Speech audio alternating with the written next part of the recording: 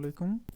हमने previously neuron के बारे में, न्यूरॉन की स्ट्रक्चर के बारे में डिस्कस किया था। नर्वस सिस्टम क्या है, पेरिफेरल नर्वस सिस्टम क्या है, न्यूरॉन की बेसिक जो पार्ट्स हैं वो क्या हैं, जिसमें हमने डिस्कस किया था सोमा या सेल बॉडी क्या है, डेंड्राइट क्या है, सिनैप्स क्या है, एक्सॉन क्या है और टर्मिनल बटन्स क्या होते हैं। ठीक है, अब हम डिस्कस करेंगे न्यूरॉन की शेप के लिहाज से क्या टाइप्स होती हैं। तो उसमें तीन तरह की मेन टाइप्स होती हैं। सबसे पहली होती है multi polar neuron.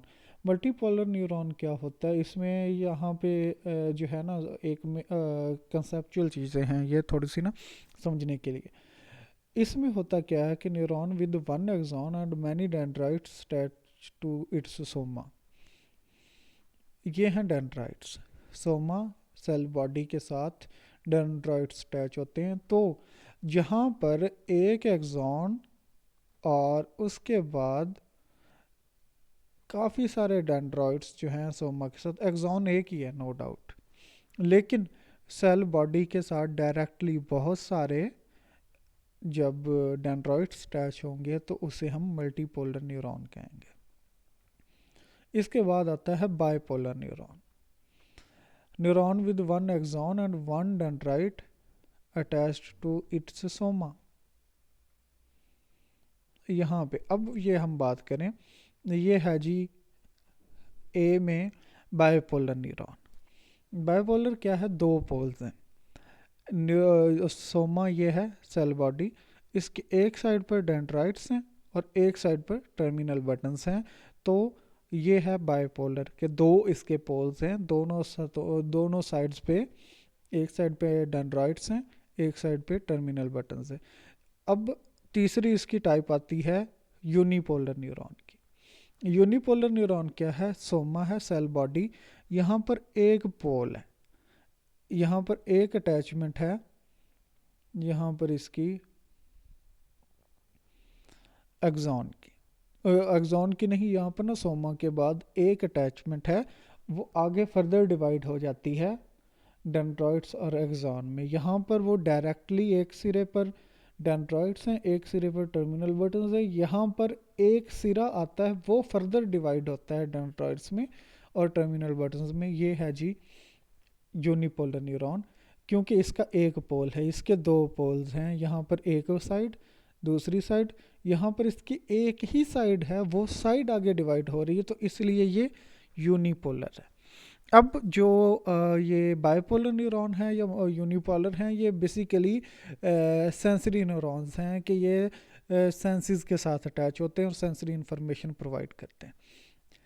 Terminal buttons का भी हमने डिस्कस किया था कि इनकी डेफिनेशन के the buds at the end of a branch of an axon forms synapse with another neuron sends information to that neuron. यहाँ पर हम आते हैं, एक्सॉन है, एक्सॉन के एंड पर, या इसमें आप ये इजी जो सिंपल पिक्चर है, ये है सोमा, यहाँ से एक्सॉन आ रहा है और ये हैं terminal buttons. Terminal buttons axon के एक सिरे पर होते हैं और इनका मेन काम मैसेज सेंड करना होता है दूसरे न्यूरॉन में थ्रू सिनैप्स। सिनैप्स हमने डिस्कस किया था कि थोड़ा सा एक फासला होता है एक न्यूरॉन और दूसरे के दरमियान, ये दोनों डायरेक्टली अटैच्ड नहीं होते। फिर इसमें आता है न्यूरोट्रांसमीटर। न्यूरोट्रांसमीटर वो केमिकल होता है जो टर्मिनल बटन्स के अंदर होता है। जब वहाँ से न्यूरॉन ने एक मैसेज भेजना होता है, एक्सॉन के थ्रू आता है टर्मिनल बटन्स तक, और टर्मिनल बटन से न्यूरोट्रांसमीटर केमिकल रिलीज होता है जो दूसरे सिनैप्स को क्रॉस करके दूसरे न्यूरॉन के डेंड्राइट्स में रिसीव होता है। वहाँ पर रिसेप्टर्स होते हैं। लाइक रिसेप्टर्स क्या है, मिसाल के तौर पर एक ताला है तो उसमें जो चाबी है, वो चाबी की जो जगह है दैट इज़ अ रिसेप्टर, कि उसमें एग्जैक्ट वही सेम उसी तरह की ही चाबी, वही चाबी फिट आएगी, आम को चाबी नहीं फिट आएगी। इसीलिए जो दूसरा न्यूरॉन के डेंड्राइट्स हैं वहाँ पर भी रिसेप्टर्स होते हैं, उनका मेन काम ये है कि एग्जैक्टली वही केमिकल वहाँ पर फिट आएगा। अब आगे हम फर्दर डिटेल में जाएंगे। केमिकल जो है उसके चार्ज होता है, हर जो है ना केमिकल हमने पढ़ा था, पॉजिटिव आइंस होते हैं, नेगेटिव आइंस होते हैं। तो वहाँ पर जब चार्ज न्यूरॉन में डिफरेंस क्रिएट होगा तो फिर न्यूरॉन आगे फर्दर वो मैसेज दूसरे न्यूरॉन की तरफ भेज देता है, लेकिन वो हम आगे डिटेल में आते हैं उस पर। अब इसमें होता क्या, एक मेम्ब्रेन, सेल मेम्ब्रेन भी आप लोगों ने पढ़ा हुआ होगा। A structure consisting principally of lipid molecules that define the outer boundary of the cell and also constitutes many of the cell organelles। अब होता क्या है कि मेम्ब्रेन जो है वो बुनियादी तौर पर लिपिड की एक स्ट्रक्चर होती है जो सेल की आउटर बाउंड्री को डिफाइन करती है। इसकी जो यानी सेल की साख्त है, उसका जो बाउंड्री है, उसको सेल को जो स्ट्रक्चर मिल रही होती है, उसमें मेम्ब्रेन का अहम किरदार होता है। साइटोप्लाज्म, साइटोप्लाज्म क्या है ये हम आगे पढ़ते हैं। Cytoplasm, the cell is filled with cytoplasm. Cell के अंदर साइटोप्लाज्म होता है जो कि एक जेली लाइक स्ट्रक्चर होती है। इसमें contains specialised structures just as body contained specialised organs. अब इसमें होता क्या है कि साइटोप्लाज्म जेली लाइक एक स्ट्रक्चर होती है सेल के अंदर, इसके अंदर मल्टीपल स्ट्रक्चर्स मौजूद होती हैं। अब उनमें से एक स्ट्रक्चर है जिसको कहते हैं माइटोकॉन्ड्रिया। माइटोकॉन्ड्रिया का काम क्या है कि ये न्यूट्रिएंट्स जैसा कि ग्लूकोज है उन्हें तोड़ के सेल को एनर्जी प्रोवाइड करती है। माइटोकॉन्ड्रिया प्रोड्यूस करता है केमिकल जिसे कहते हैं एडिनोसिन ट्राइफॉस्फेट, एटीपी इसे सिंपली कहते हैं, जो कि पूरे सेल में एज एनर्जी का सोर्स, जो ये जिस तरह खुराक का एक ज़रिया कह लें, उस तरह के तौर पर काम कर रहा होता है।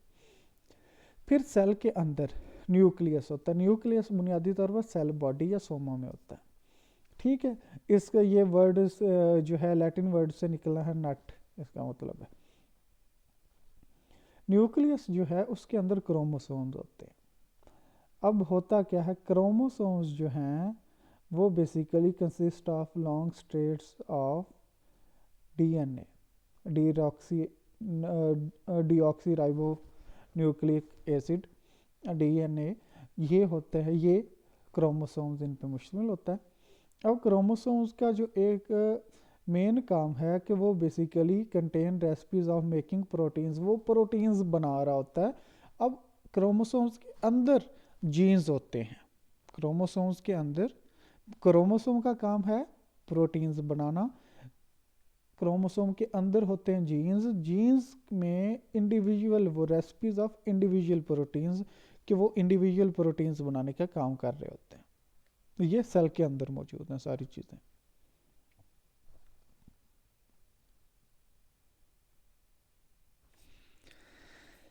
Beside providing structure, protein serve as enzyme। Proteins का काम सिर्फ और सिर्फ सेल की स्ट्रक्चर नहीं क्रिएट नहीं करना। स्ट्रक्चर जो है यहाँ पर है साइटोस्केलेटन। जिस तरह हमारा स्केलेटन है, हमारा वो ढांचा होता है, तो इसी तरह सेल का एक साइटोस्केलेटन है। ये बना होता है माइक्रोट्यूब्यूल से और प्रोटीन फाइबर्स के ज़रिए। ठीक है, ये वो स्ट्रक्चर होता है जो किसी भी न्यूरॉन को एक शेप प्रोवाइड करता है। जिस तरह हमारी बॉडी में स्केलेटन है तो वो शेप प्रोवाइड कर रहा है, उसके ऊपर जो स्किन है, यहाँ पर न्यूरॉन में वो स्किन की जगह मेम्ब्रेन है।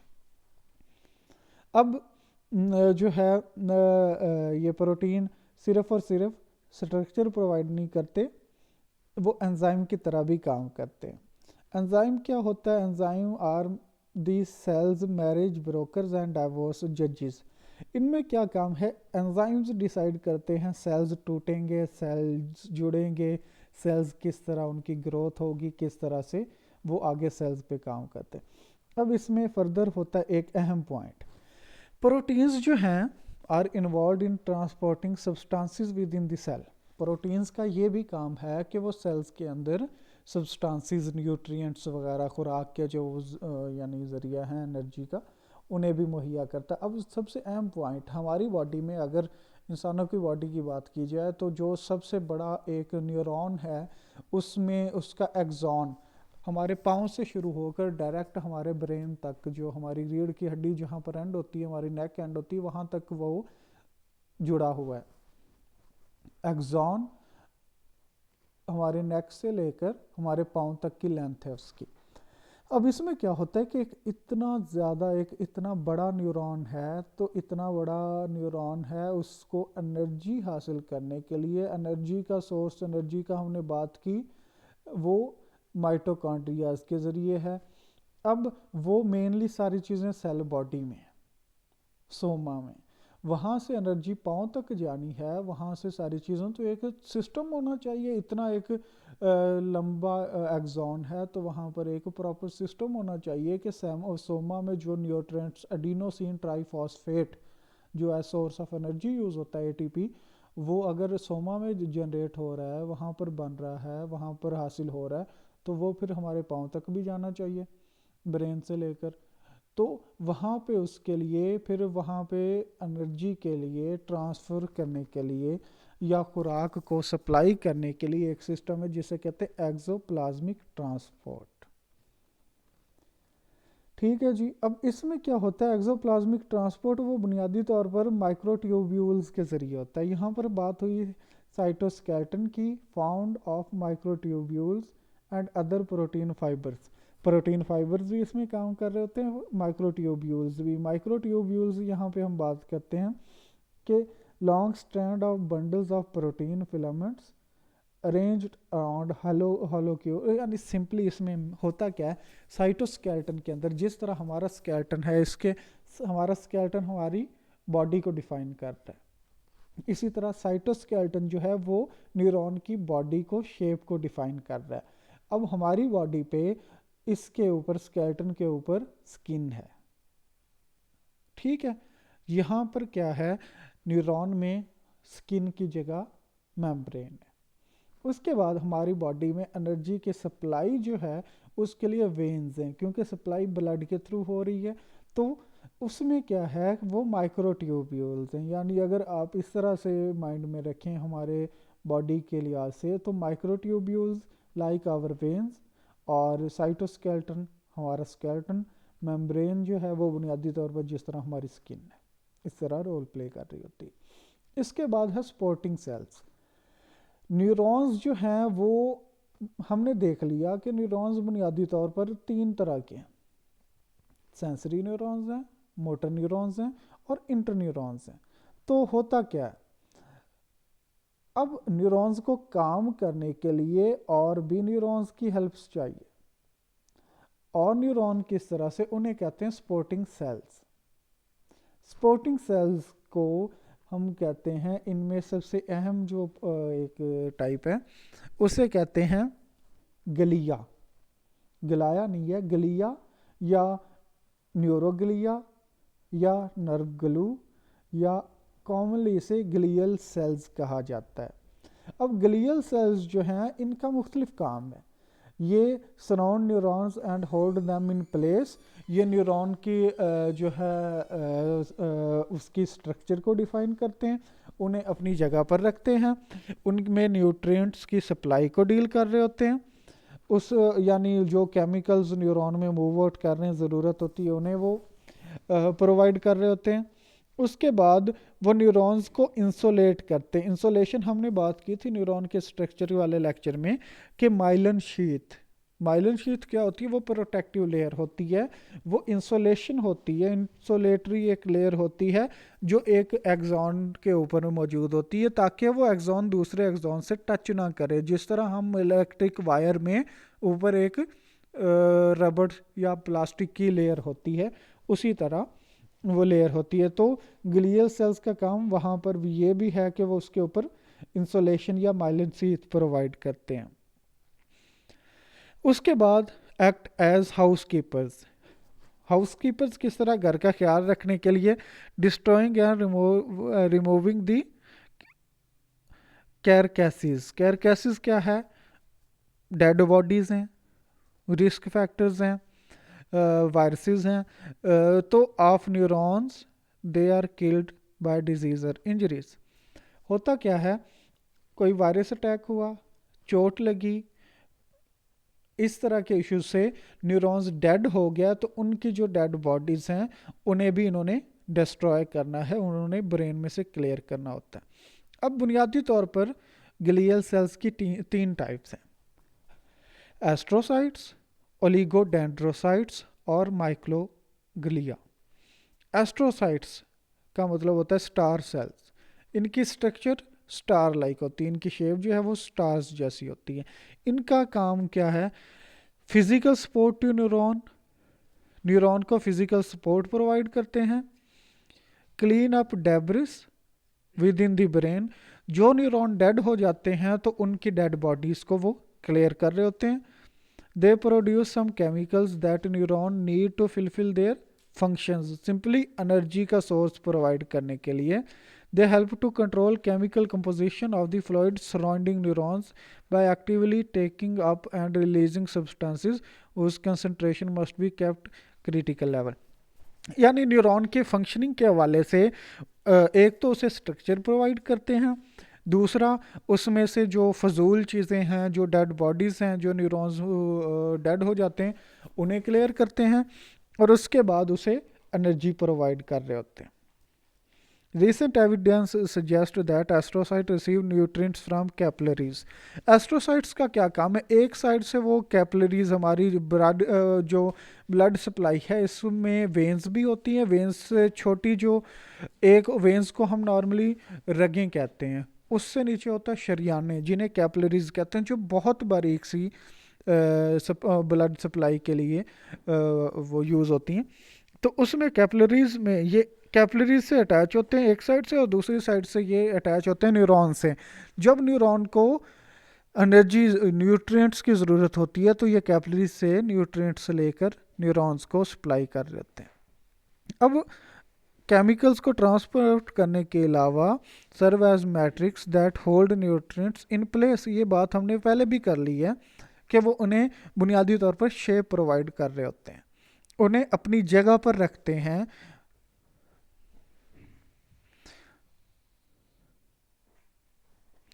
अब इसके बाद astrocyte take up task of cleaning away the debris, यानी डेब्रिस डेड बॉडीज, जो न्यूरॉन्स डेड हो जाते हैं उनकी बॉडीज को क्लियर करने के लिए ये यूज़ होते हैं। अब जो न्यूरॉन्स डेड हो जाते हैं उन्हें दूसरे ये जो है एस्ट्रोसाइट्स ये आहिस्ता आहिस्ता खा जाते हैं। अब उसमें उसे इस प्रोसेस को कहते हैं फैगोसाइटोसिस, के न्यूरॉन्स जो डेड हो जाते हैं वो उनकी बॉडीज़ को आहिस्ता आहिस्ता उन न्यूरॉन्स को जो है उनको खा जाते हैं।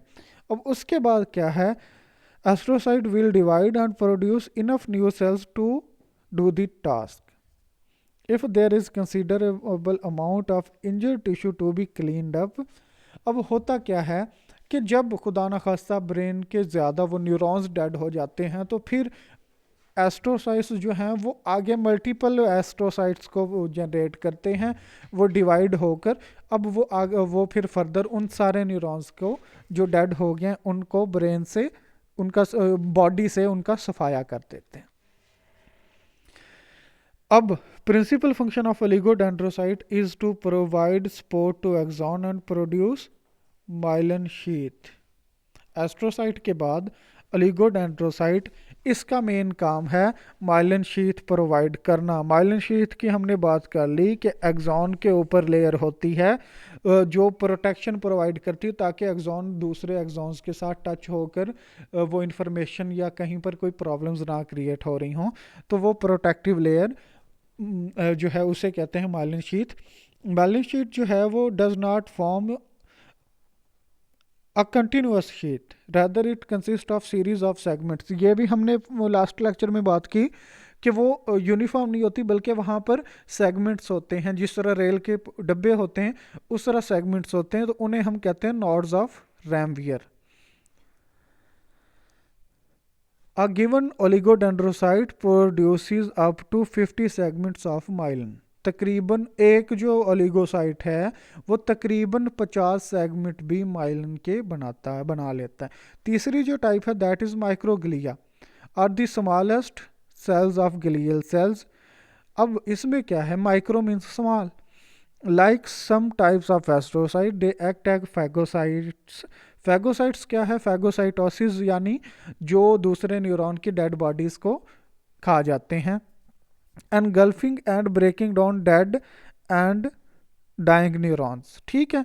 बट इन एडिशन सबसे पहला माइक्रोग्लिया का काम भी सेम एस्ट्रोसाइट्स की तरह है कि वो डेड बॉडीज़ को फैगोसाइट्स की तरह काम करते हैं कि डेड बॉडीज़ को निकल के वहाँ से उनका सफाया करते हैं। एडिशनल ये काम क्या करते हैं, representative of immune system of the brain. अब ये जो है